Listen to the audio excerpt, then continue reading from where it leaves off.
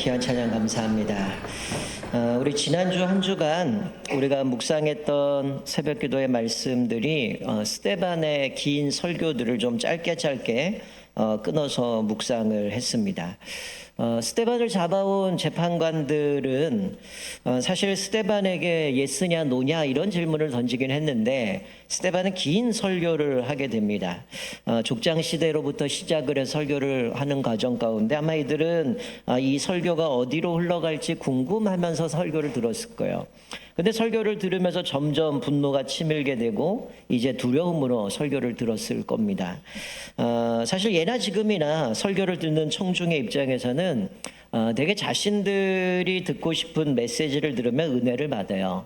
근데 반대로 뭐 죄나 회개 이런 것들을 들으면 싫어합니다. 똑같은 설교인데도 어떤 사람은 은혜를 받고 또 어떤 사람들은 그거를 보면서 분노하는 사람들이 있다는 거죠. 오늘 본문도 이 스데반의 설교를 들은 사람들은 54절 말씀 보니까 마음에 찔립니다.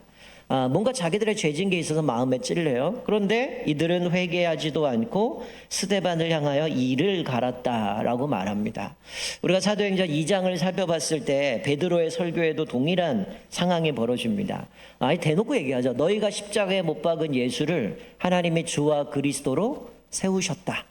이 이야기를 하니까 이들이 마음에 찔렸어요. 자, 자막을 보시면 2장 37절 38절에 이렇게 말씀하죠. 그들이 이 말을 듣고 마음에 찔려 베드로와 다른 사도들에게 물어 이르되 형제들아 우리가 어찌할꼬 하거늘 베드로가 이르되 너희가 회개하여 각각 예수 그리스도의 이름으로 세례를 받고 제사함을 받으라. 그리하면 성령을 받으리니.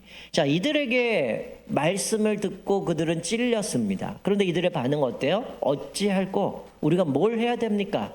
그러자 베드로는 너희가 회개하고 각각 예수의 이름으로 세례를 받으라. 그러면 제사함을 받고 성령을 너희들이 받을 것이다 라고 말씀합니다. 여러분들은 말씀을 들을 때 또 여러분들이 말씀을 묵상하든 여러분 말씀을 듣고 어떻게 반응하십니까? 어찌할 거라는 반응을 하세요? 아니면 이를 갈고 있습니까? 우리가 말씀에 올바르게 반응하셔서 우리의 생각이 바뀌고 가치관이 바뀌고 또 하나님의 말씀에 온전하게 순복하는 저와 여러분 되시길 주님의 이름으로 축원드립니다. 자, 그런데 오늘 본문의 말씀은 이들의 말씀을 듣고 마음에 찔리긴 했는데 이를 갈아요. 그래서 잘못된 행동으로 반응을 하게 되죠. 어떻게 갑니까? 결론적으로 얘기하면 스데반을 돌로 쳐 죽이죠. 순교하게 되어집니다. 저는 이 말씀을 묵상할 때마다 참 당황스러운 느낌을 받습니다. 여러분, 스데반은 우리가 알다시피 과부들이 구제 안에 있어서 히브리파 과부, 헬라파 과부들이 골고루 이제 이 과부들이 이 구제를 받지 못하다 보니까 7명의 집사를 세웠어요. 자, 그런데 이 스데반은 다른 7 집사보다도 성경은 구체적으로 그가 어떤 사람인가를 보여주는 아주 대단한 사람이었죠. 자, 자막 보시면 6장 8절에 스데반이 은혜와 권능이 충만하여 큰 기사와 표적을 민간에게 행합니다. 은혜와 권능이 충만하고 큰 기사와 표적이 민간에게 행했어요. 그리고 회당에서 논쟁이 벌어집니다. 그때 10절에 이렇게 말씀해요. 스데반이 지혜와 성령으로 말함을 그들이 능히 당하지 못했다라고 기록해요. 그러니까 이 스데반 어떤 사람이야? 믿음이 성령이 충만하고 큰 기사와 표적을 행하고 대적들이 뭔가 논쟁을 벌일 때 능히 이기지 못할 정도로 스데반은 대단한 사람이었어요. 이런 보통 이런 사람이 어떨까요? 롱런해야 되잖아요. 그리고 그 사람이 뭐 대적들을 깨부수고 뭔가 기독교가 막 부흥하고 성장해야 되는데 하나님은 그런 방법을 선택하지 않으시고 어떻게 보면 스데반은 물론 7 집사로 세움받고 그 내용이 생략됐겠지만 긴 설교 한 번 하고 돌에 맞아 죽고 끝나버리거든요. 순교하게 된다는 거. 결론이 왜 이렇게 끝날까요? 어찌 보면 기독교는 역설인 것 같습니다. 자, 자막 보시면 로마서 8장 35절에 보면 이렇게 말씀하죠. 누가 우리를 그리스도의 사랑에서 끊으리요? 환난이나 곤고나 박해나 기근이나 적신이나 위험이나 칼이랴. 여러분, 이 말씀 무슨 얘기입니까? 우리 인생의 환난, 곤고, 박해, 기근, 적신, 칼 이게 없다라고 얘기를 하지 않아요. 우리가 예수를 믿으면 환난이 없고 마치 꽃길만 걷는다 그렇게 얘기하지 않아요. 예수를 믿어도 환난이 있고 곤고가 있고 핍박이 있고 위험과 칼이 있다는 거예요. 그런데 여기서 말씀하는 게 뭔가 그런 것들이 있음에도 불구하고 그리스도의 사랑, 하나님의 사랑에서 끊을 수 있는 것이 전혀 없다. 하나님이 책임지겠다라고 말씀하는 겁니다. 여러분, 젊은 사람들의 표현들을 한다면 스데반은 전투력이 가장 뛰어난 사람이잖아요. 뭐 그를 당할 사람이 없으니까, 성령이 충만하고 지혜와 은혜가 충만하니까. 근데 전투력이 세고 강한데 허무하게 끝나요. 그냥 돌에 맞아 죽습니다. 여러분, 이 인생을 보게 되면 사실은 마치 이 죽음이라는 걸 봤을 때 박해자들은 이 죽음이라는 것으로 그리스도 사랑에서 끊으려고 했지만 오히려 스데반은 죽음으로 하나님의 사랑을 완성한 사람임을 우리가 깨닫게 되어주는 거죠. 주님의 사랑이 뭐길래 자기의 목숨까지 내어놓고 복음을 전해야 될까요? 여러분, 우리 주님의 사랑을 보면 놀랍죠. 반대로 생각하면 도대체 내가 누구길래, 우리가 뭐길래 주님이 목숨을 내어놔야 됩니까? 하나님이신 예수님이 왜 이 땅에 오셔서 십자가에 죽으심으로 우리를 대신해서 우리를 구원해 주시냐고요. 우리는 스스로의 방법이 없는데 하나님께서 예수님을 그렇게 죽으심으로 사실은 하나님의 생명과 우리와 맞바꿔버린 인생이에요. 그러니 사실은 우리의 인생에 여러 가지 어려움과 고난이 찾아올 때 내 인생은 망했구나 이렇게 생각하실 필요 없다는 거예요. 시시한 인생으로 생각하지 말라는 거예요. 하나님의 목숨과 예수님의 목숨과 맞바꿔버렸다면 하나님 우리 그냥 내버려 두시겠습니까? 반드시 우리를 책임질 줄 믿습니다. 그러니 스스로 내 인생 끝났다, 내 인생 망했구나 이런 거 생각하지 말라는 거예요. 예수님이 왜 죽으셨어요? 죽으셔야 구원을 이루기 때문이에요. 우리에게는 방법이 없기 때문에 하나님 편에서 방법을 선택하셔서 당신이 죽으심으로 우리를 구원하시는 그 방법밖에 없기 때문에 대신 죽으셨다라는 거죠. 자, 우리 아까 전에 읽은 말씀 로마서 8장 그 뒷부분에 36절부터 39절 보면 이렇게 말씀합니다. 기록된 바 우리가 종일 주를 위하여 죽임을 당하게 되며 도살당할 양같이 여김을 받았나이다 함과 같으니라. 그러나 이 모든 일에 우리를 사랑하시는 이로 말미암아 우리가 넉넉히 이기느니라. 내가 확신하노니 사망이나 생명이나 천사들이나 권세자들이나 현재일이나 장래일이나 능력이나 높음이나 깊음이나 다른 어떤 피조물이라도 우리를 우리 주 그리스도 예수 안에 있는 하나님의 사랑에서 끊을 수 없으리라 라고 말씀합니다. 우리가 믿음으로 하나님 안에서 우리를 사랑하시는 이로 말미암아 넉넉히 이긴다고 말씀해요. 그 어떤 것도 그리스도의 사랑에서 우리를 끊을 것이 없다라고 말씀한 거죠. 지금 스데반의 죽음은 하나님의 사랑에서 끊어낸 것이 아니라는 겁니다. 그러면 스데반의 죽음은 뭘까요? 여러분, 특별히 오늘 본문 말씀에 보면 55절 56절에 보면 스데반이 죽기 직전의 모습을 묘사하고 있는데 이렇게 말씀해요. 55절에 스데반이 성령 충만하여 하늘을 우러러 주목하여 하나님의 영광과 및 예수께서 하나님 우편에 서신 것을 보고, 자, 돌에 맞아 죽기 전에 그가 하늘을 쳐다봅니다. 성령의 충만해서 하늘을 보게 되는데 뭘 봐요? 하나님의 영광과 예수님이 하나님 우편에 서 있는 것을 보았다라는 거예요. 여러분, 하나님의 영광과 예수님이 하나님 우편에 서 계신 것을 보았다라고 하는 것은 반대로 생각하면 뭡니까? 지금 스데반이 이렇게 핍박당하고 있는 거, 돌에 맞아 죽고 있는 이 모든 과정을 하나님과 예수님이 다 보고 계셨다라는 거죠. 그러니까 사실 여기서 우리가 깨닫는 거는 우리가 뭐 요새 욥을 통해서도 깨닫지만 뭡니까? 스데반의 죽음은 하나님의 허락하지 않고서는, 하나님의 승인하지 않고서는 절대로 이루어질 수 없는 일이라는 거예요. 또 하나는 뭐예요? 스데반이 죽임을 당해야 되는 그 역할, 이것이 복음의 경륜을 위해서 스데반에게 하나님이 맡기신 거라는 거예요. 자, 무슨 얘기냐면 여러분, 삼일교회 송태근 목사님이 이런 얘기를 하셨어요. 우리가 살면서 고난을 겪고 힘든 인생의 짐을 지고 가는 것은 그 일이 부름받아 택함을 입은 나만이 감당할 수 있는 일이기에 하나님이 내게 맡기신 숙제다. 뭐라고요? 내가 살면서 고난을 겪어요. 때로는 인생의 힘든 짐을 지고 가야 되는 상황이 벌어질 때에 하나님께서 나만이 감당할 수 있는 일이기 때문에 하나님이 내게 맡기셨다라는 겁니다. 여러분, 그러니까 내가 뭔가 고난을 받을 때 내가 재수가 없어서 운이 없어서 왜 나에게 이런 일이 있는가, 왜 하필이면 나에게 이런 일이 일어나는가, 이런 얘기하지 말라는 거예요. 여러분, 지금 나만이 감당할 수 있는 일이길래 하나님이 스데반에게 맡겨주셨다는 거예요. 여러분, 사도들이 이것을 발견했습니다. 그러니 복음을 전하다가 감옥에 갇히고 매를 맞고 채찍질 당하고 협박당하고 위협을 당하고 풀려나지만 또 어때요? 기쁨으로 복음을 증거하는 일을 감당하게 되었다는 거예요.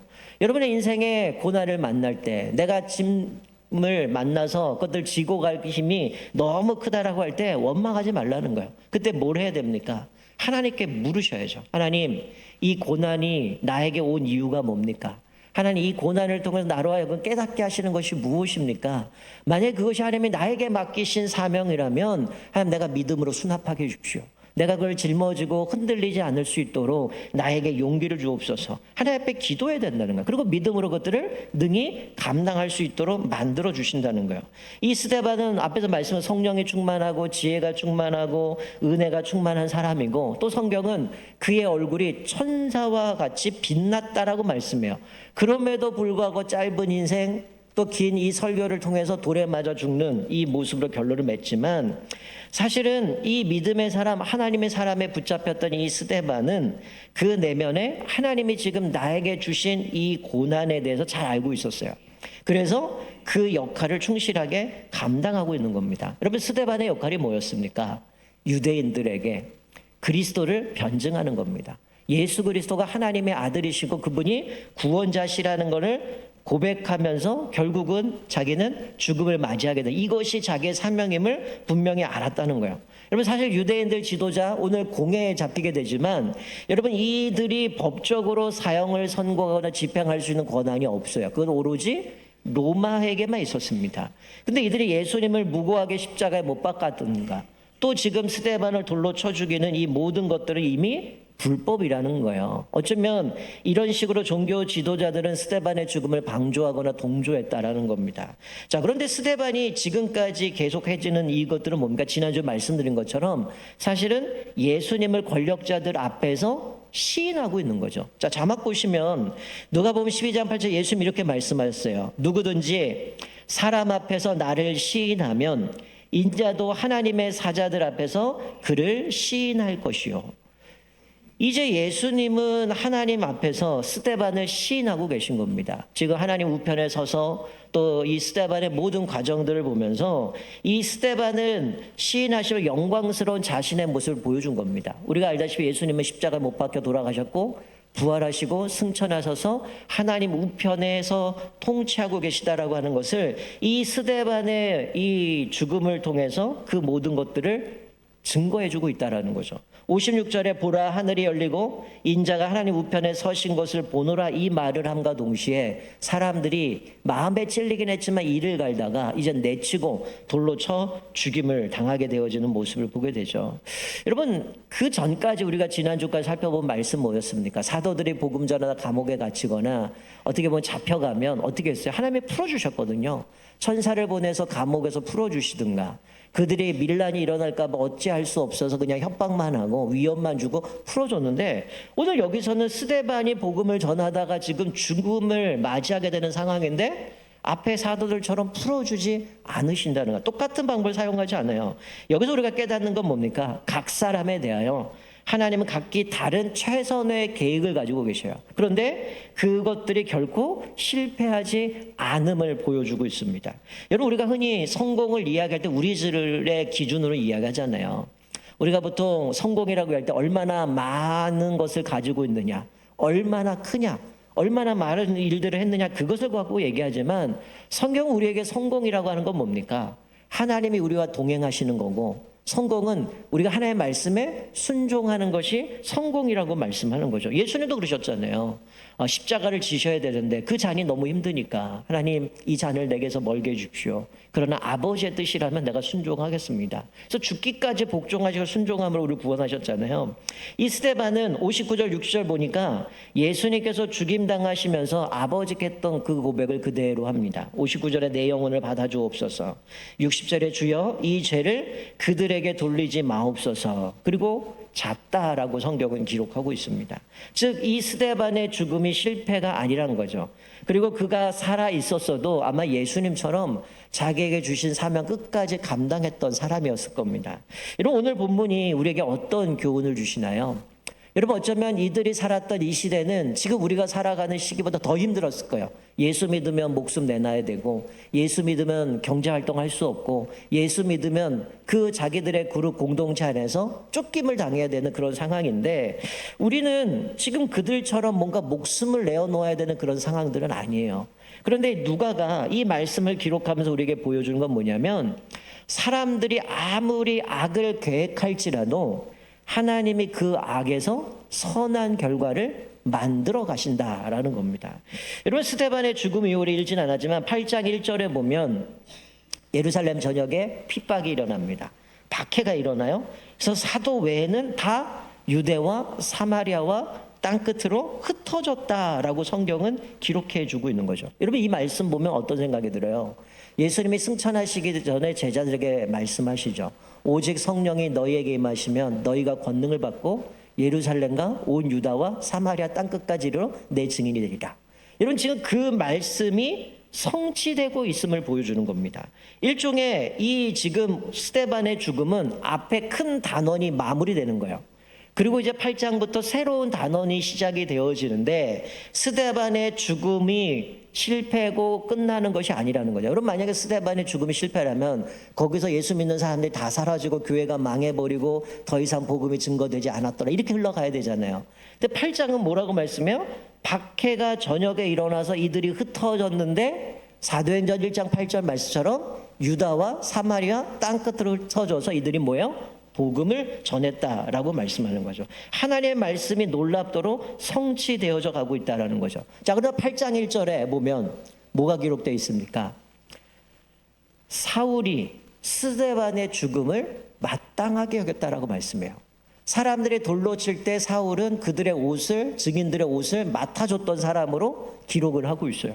근데 이게 8장에 가게 되면 이제 사마리아의 복음이 증거되어지는 것이 빌립을 통해서 이루어져요. 근데 9장에 가서 갑자기 이 사울이 회심을 합니다.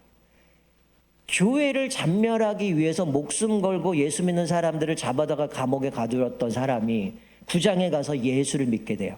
예수를 만나게 됩니다. 그리고 그를 하나님이 뭐라고 말씀하세요? 이방인과 왕들 앞에서, 권력자들 앞에서 예수님을 증언한 사람을 하나님이 선택했다라고 말씀해 주고 있는 거죠.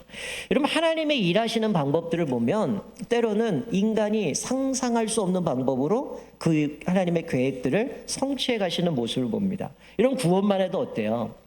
신이 인간의 모습으로 내려오셔서 십자가의 죽으심으로 우리를 구원하신다? 이거 생각할 수 있습니까? 전혀 생각할 수 없는 방법이에요. 신이 어떻게 인간의 모습으로, 그것도 저주받는 모습으로 이 땅에 오셔 십자가에 죽으십니까? 그리고 뿐만 아니라 죽음으로 끝날 줄 알았는데 예수님이 어떻게 하셨어요? 부활하셨고 하나님의 우편에 앉으셔서 승천하셔서 이 세상을 다스리고 통치하고 계시는데 이 스데반의 죽음을 통해서 증명하고 있잖아요. 그러니까 사실 우리가 살면서 여러 가지 고난과 핍박과 어려움을 만날 때 당장에서는 답이 없어요. 억울한 것 같고 왜 나에게 이런 일이 벌어졌는가 불평할 수 있지만 우리가 오늘 말씀을 통해서 깨닫는 것은 하나님은 궁극적인 약속을 이루기 위해서 우리가 생각할 수 없는 놀라운 방법을 인도하시기 때문에 불평과 원망이 아니라 하나님의 뜻을 구해야 되고 하나님 내가 이 상황 속에서 어떻게 주님 앞에서 이 믿음으로 이겨나갈 수 있습니까? 하나님의 뜻을 구해야 된다는 거죠. 여러분 이 스데반의 긴 설교가 제일 먼저 어디서부터 시작됩니까? 족장으로부터 시작되거든요. 여러분 지금 계속해서 스데반을 핍박했던 사람들은 소위 혈통주의에 놓여있는 유대인들이었어요. 자기들은 선민이고 하나님 앞에 택함 받은 백성이고 자기들은 이방인과 다르고 뭔가 경건한 사람처럼 얘기했는데 스데반의 설교를 들어가고 구약에 가면 이들은 어떤 사람들입니까? 선민인 이스라엘이 시작되기 전에 하나님이 누구를 부르셨어요? 이방 나라의 갈대아 우르의 우상 숭배하는 아브라함을 부르셔서 그를 통해서 가나안으로 가게 만드시고 이스라엘을 만드셨다는 거예요. 그러니까 이들 혈통은 뭐라는 거예요? 순수한 유대인이 아니고 뭐야? 이방인 아브라함으로부터 시작돼서 너희들이 구원받고 있음을 보여주는 겁니다. 여러분 이거 생각할 수 있는 방법이겠어요? 이들이 아마 이 얘기를 들으면 막 화가 나기 시작했을 거예요. 우린 유대인인데 혈통이고 우리는 선배인이고 하나님의 택함 받은 백성인데 거슬러 올라가면 그들이 늘 주장했던 아브라함 믿음의 조상은 누굽니까? 이방인, 우상 숭배하던 사람. 이거는 전혀 생각할 수 없는 방법이죠. 또 하나 이스라엘이 애굽으로 넘어가죠. 거기서 400년, 430년 동안 종살이 하는데 하나님이 구원하시는 방법은 뭡니까? 남자들 다 죽이라고 하는데 입양됐던 애굽의 모든 교육을 받은 모세를 부르셔서 그를 통해서 이스라엘을 구원해 가시잖아요. 그리고 그들이 가나안 땅에 들어오고 이제는 사사시대를 만나보면 인간들이 얼마나 교만합니까? 끔찍한 배교하게 되고 끊임없이 불순종하고 여러 가지 고난의 시대에 하나님은 이스라엘 구원하시는 방법을 누구를 세우세요? 사사를 세우시는데 얘도 사상가 싶을 정도로 그렇게 나실이라고 얘기하는 그 삼손은 하나님의 말씀 다 어기잖아요. 순종하지 않잖아요. 자기가 잘난 줄 알잖아요. 근데 하나님이 그런 사람들을 불완전한 사사를 일으키셔 세워가잖아요.